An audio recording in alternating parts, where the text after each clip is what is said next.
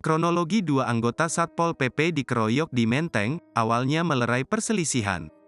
Beredar video viral dua orang berseragam Satuan Polisi Pamong Praja, Satpol PP, dikeroyok di depan Pusat Perbelanjaan Plaza Indonesia, Menteng, Jakarta Pusat, Minggu, tanggal 31 Desember tahun 2023. Kapolsek Menteng Kompol Bayu Marviando membenarkan insiden itu. Bayu menjelaskan, insiden itu terjadi sekitar pukul 16 waktu Indonesia Barat. Mulanya, seorang pria bernama Sony menamparkan anggota Satpol PP Sastra Suhendi. Seketika, teman-teman Sony di dekat tempat kejadian perkara, TKP, langsung mengeroyok korban, lanjut dia. Hari ini, korban telah melapor ke Polsek Menteng. Tadi siang yang bersangkutan, korban, sudah datang ke Mapolsek, membuat laporan polisi. Selanjutnya, kami akan proses lidik, ujar Bayu.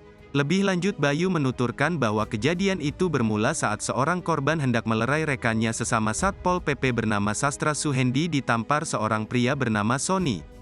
Namun, pria bernama Sony itu malah emosi saat ditanya korban mengenai alasan kenapa menamparkan Suhendi.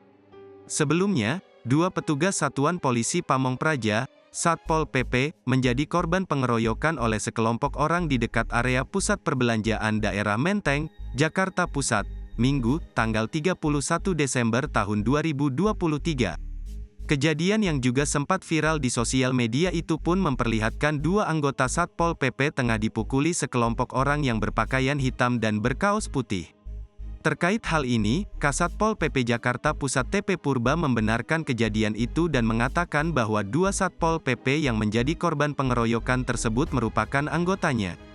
Faktanya ada aksi pengeroyokan terhadap anggota kami di kawasan Menteng, Jakarta Pusat, kata Purba saat dikonfirmasi, Selasa, tanggal 2 Januari tahun 2024.